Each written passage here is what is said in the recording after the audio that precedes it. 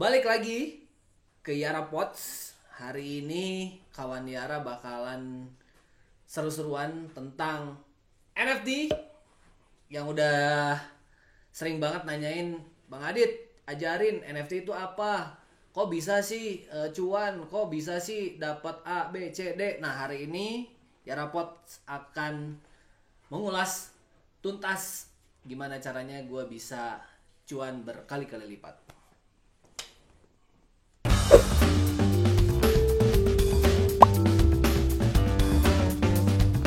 Yes, sesuai dengan judulnya, gimana caranya gue bisa dapet Vespa senilai Vespa dari modal cuman 5 juta doang.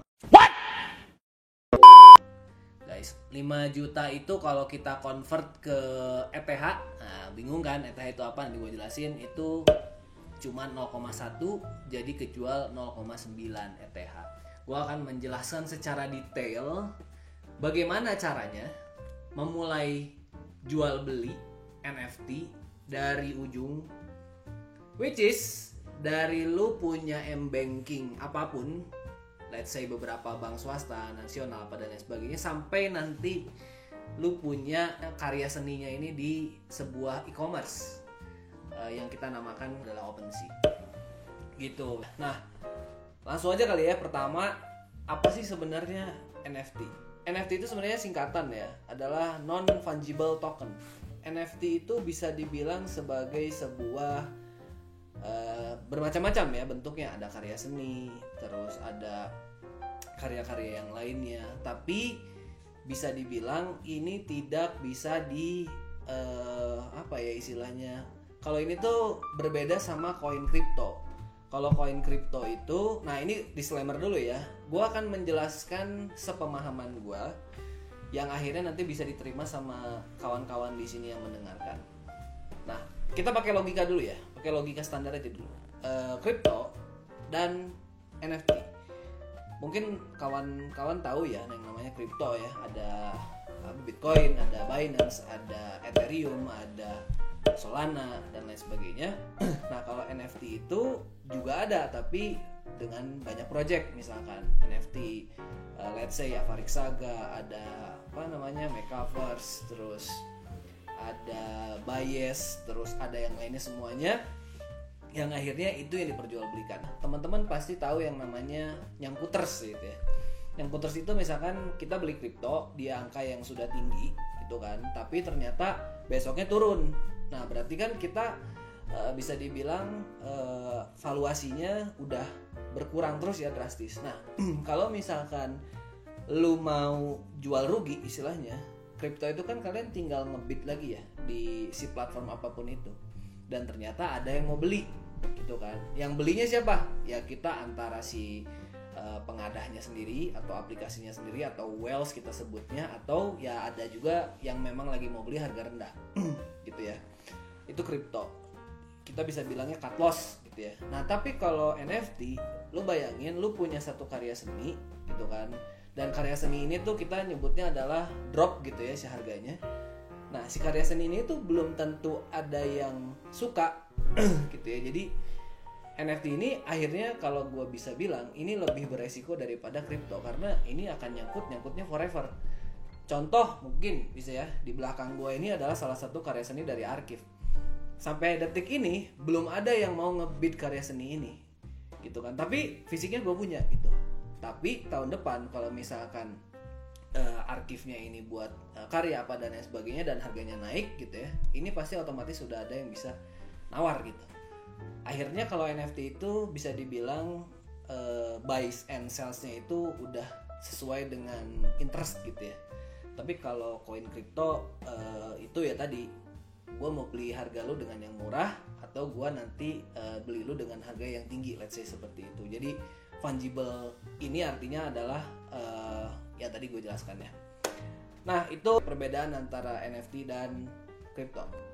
Nah, tadi kalau udah tahu logika standar ya. Nah, ini gue disclaimer lagi, DYOR, do your own risk gitu ya.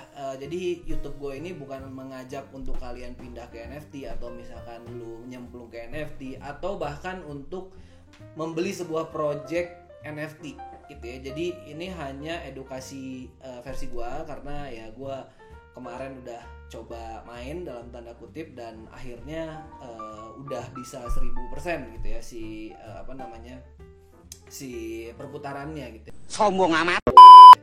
Nah, jadi setelah tadi lu udah tahu kan bedanya kripto sama NFT. Nah, sekarang gue mau ngejelasin tentang si NFT-nya sendiri. Nah, gue akan menjelaskan dari yang paling simpel. Itu pertama adalah uang rupiah gitu ya. Mungkin teman-teman tahu gitu ya, dan mungkin lu semua juga pada nyimpan uangnya adalah di bank gitu kan, bank konvensional ya tadi ya, atau bank swasta, dan semuanya itu pasti disimpan dalam sebuah wallet atau kita bisa sebut m-banking. Nah, gimana sih caranya nanti dari m-banking gitu ya, digital di HP itu kan, lu bisa mentransfer akhirnya dari rupiah pindahkan ke yang namanya Ethereum atau ETH. Nah, oke, gue jelasin dulu ETH. Jadi logika standarnya adalah gimana caranya dari uang rupiah lu itu menjadi alat tukar untuk membeli NFT. Oke. Nah, jadi si alat tukar ini yang biasa gue pakai adalah ETH. ETH itu adalah Ethereum. Ethereum itu ya tadi salah satu token dari kripto. Ya. Nah, ini belinya di mana Mas Adit? Ini belinya di sebuah platform. Kalau di Indonesia itu kalau gue pakainya Indodax atau toko kripto. Kenapa Mas Adit pakai itu? Karena gue nyamannya pakai itu. Ya, disclaimer lagi, gue nggak mengajak lu pakai ini, tapi kalian research aja gitu ya.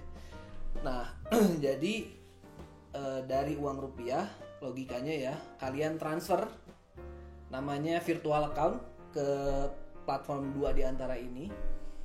Nah, nanti di platform ini lu bisa mengubah rupiah lu menjadi ETH. Oke, gue sekarang paling gampang ya biar teman-teman gak bingung. Gue selalu punya menganalogikan, dan disclaimer, jangan pernah menganalogikan dan terus merubah-rubah angka rupiah ke ETH gitu ya. Itu nanti bakal bikin bingung dan bikin pusing, stres sendiri. Kenapa? Karena angka ETH itu kayak misalkan sekarang 42.500.000 ETH ya. Pas gue beli waktu itu 55 juta. Berarti kan gue udah rugi dong. Iya, udah rugi. Secara rupiah gue udah rugi. Tapi kalau misalkan secara growth-nya ETH-nya gue tadi ya, pembelanjaan si NFT, gue udah untung gitu ya. Nah, jadi teman-teman, please lu nggak usah ngebanding-bandingin dan akhirnya merupiahkan ya si satu ETH ini. Jadi kalau udah nanti dirubah jadi ETH, ya udah lu pola pikirnya ETH ya, Ethereum aja. Nah, gue selalu punya pola pikirnya adalah satu ETH sama dengan 50 juta. Gitu ya. Mau berapapun itu, kayak sekarang nih ETH-nya 42,5 juta, pernah 45 juta, 47 juta, tapi gue akan selalu keep in mind-nya 50 juta. Kenapa 50 juta? Biar gampang. Contoh nih ya, 50 juta itu bisa jadi satu ETH. Berarti kalau misalkan gue cuma punya 5 juta, itu gue jadi 0,1. Sama halnya kayak kemarin gue beli satu NFT 0,1, gue bisa jadi 0,9. Berarti kan itu udah hampir senilai berapa? 48-50 juta ya. Makanya gue tadi bisa bilang gue bisa beli Vespa seharga 50 juta dengan modal 5 juta gitu ya. Nah, jadi dari situ dulu persepsinya. Nah, tadi logikanya setelah si setelah rupiah ini pindah ke Indodax dan toko kripto, silahkan lu ngebid dengan harga yang lu mau gitu ya. Gua nggak memaksakan lu mau belinya di 50 juta kek, di 40 juta kek, 42,5 apa dan sebagainya, atau lu mau nunggu sampai harga bawah, silahkan gitu ya. Gua tidak menyuruh kalian untuk beli ETH di harga atas, harga bawah, silahkan. Tapi yang paling penting belilah segera. Oke. Nah, jadi logikanya setelah nanti lu pindah dan lu ngebid gitu ya, misalkan oke, gue punya duit 5 juta nih Bang Adit, nanti dari 5 juta ya udah silakan lu ngebid dan akhirnya misalkan let's say dapat 0,1 ETH. Oke. Nah, nanti 0,1 ETH itu berarti kan lu udah punya mata uang ya, punya koin untuk bisa dibeli NFT. Nah, nanti dari sini kita pindahin lagi nih ya, dari yang Indodax atau toko kripto pindahin ke yang namanya wallet digital. Gua pakainya MetaMask. Nah, MetaMask apa lagi Mas Adit? MetaMask itu dompet. Ya, kayak tadi temen ya. Kayak kawannya tadi kan lu punya dompet lu di let's say di M-Banking Mandiri atau let's say BCA gitu ya. Lu pindahin dulu ke toko kripto dan Indodax dan akhirnya lu pindahin lagi nih ke MetaMask ini. Oke, caranya gimana? Nanti gua akan bikin video lebih detailnya. Tapi logikanya seperti itu ya. Ini pindah lagi ke MetaMask.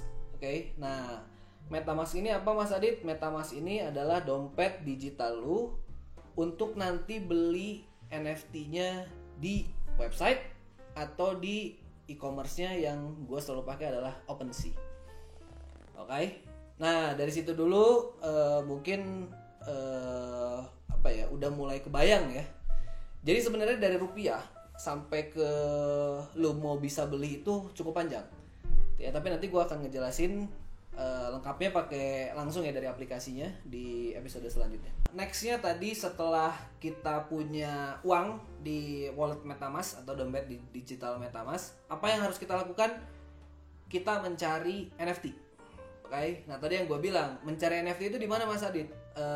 Lu bisa cek langsung di OpenSea-nya. OpenSea itu tuh kayak di Indonesia ya Tokopedia sama Shopee ya. Tapi kan kalau Tokopedia Shopee lu belanjanya produk gitu ya, atau Shopee Food misalkan lu belanjanya makanan. Nah, kalau belanja NFT itu ada di OpenSea gitu ya. Kayak gue itu belanjanya di sana. Nah, jadi kalau misalkan lu punya, nah OpenSea ini belum ada kalau nanti di disclaimer kalau di apps itu belum ada. Jadi kita biasanya gue bukanya pas pakai ya Mozilla. Tapi kalau saran gue sih mendingan lu kalau misalkan mau transaksi please pakai laptop gitu ya, karena ada beberapa cookies gitu ya, ada beberapa flash gitu ya yang nggak bisa dibuka di HP gitu ya. Jadi kalau lu mau serius mau beli mendingan langsung pakai laptop. Nah terus gimana sih caranya dapat NFT yang bagus? Nah yang tadi gue bilang OpenSea itu, kalau gue OpenSea aja namanya udah laut terbuka gitu ya. Jadi kalau laut terbuka itu benar-benar segila itu si apa namanya si NFT-nya mungkin berjuta-juta ada kali ya, gue nggak ngitung. Nah tapi akhirnya gue itu selalu ngeceknya project bagus adalah di Discord. Nah apalagi nih Mas Adit, Discord. Oke. Jadi Discord itu sebenarnya aplikasi ya. Aplikasi Discord ini sebenarnya bisa dipakai buat bekerja loh. Gue aja di kantor di Y pakai aplikasi Discord ini untuk memindahkan pekerjaan-pekerjaan dan merapikan pekerjaan. Yang intinya aplikasi Discord ini punya thread-nya masing-masing lah gitu ya. Kalau misalkan gue di zaman anak millennials pasti tahu lah si Kaskus gitu ya. Nah itu tuh kayak gitu ya. Jadi satu project itu biasanya satu di Discord-nya itu ya satu grup ya gitu. Nanti thread-nya banyak gitu.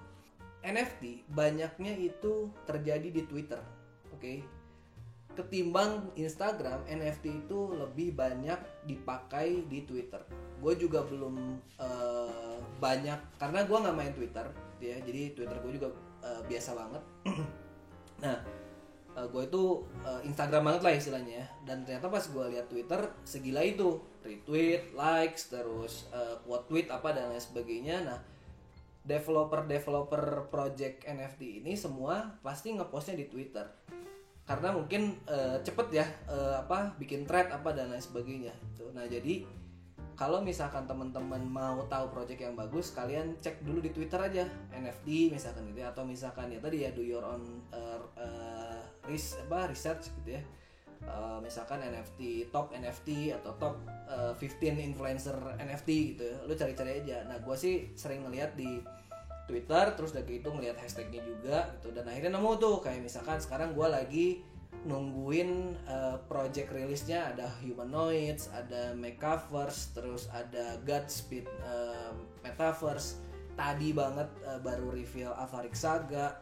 Terus ada beberapa lah gitu ya project yang menurut gue, oke, disclaimer lagi, menurut gue itu bagus gitu ya. Nah jadi setelah lu dapet Twitternya, biasanya ada link Discordnya. Nah apa sih Mas Adit Discord itu? Discord itu tuh sarana buat ngobrol gitu, sarana buat update. Nah update-nya ini bahkan per detik. Kenapa per detik? Karena orang ngobrol di Discord itu, orang ngobrol per thread-nya gitu ya. Jadi misalkan mau bahas makanan, bahas si sneak peek-nya atau apa dan lain sebagainya gitu ya. Nah nanti gue jelasin juga di Discord gitu ya. Apa sih Discord ini, apa dan lain sebagainya. Yang intinya adalah semua update tentang NFT itu ada di Discordnya project masing-masing. Kapan sih rilisnya, kapan sih reveal si gacanya, kapan sih mulai presale-nya apa dan lain sebagainya, itu semuanya ada di Discord. Di website nggak ada, nggak sejelas itu. Karena bayangin website itu kan harus diupdate cepat banget dan lain sebagainya, pakai apa namanya IT apa dan lain sebagainya, ribet kan. Tapi kayaknya kalau pakai Discord itu akan lebih cepat. Ya mungkin dari situ logikanya udah kebayang ya. Nah jadi makanya suka ada yang nanya ke gue kayak, Dit, kok lo tahu sih kapan ininya, kapan itunya, kapan ini dan lain sebagainya. Gue tuh biasa sekarang jarang buka WhatsApp, gue lebih banyak ngobrol di Discord. Bahkan ya tadi kantor aja gue pindahin ke Discord gitu ya. Oke, kawan Yara, thank you udah mantengin dari awal tadi ya. Sebenarnya hari ini baru penjelasan singkat. Nah nanti gue akan bener-bener next nih episode selanjutnya gue akan bener-bener ngeliatin share screen dia dari M-Banking.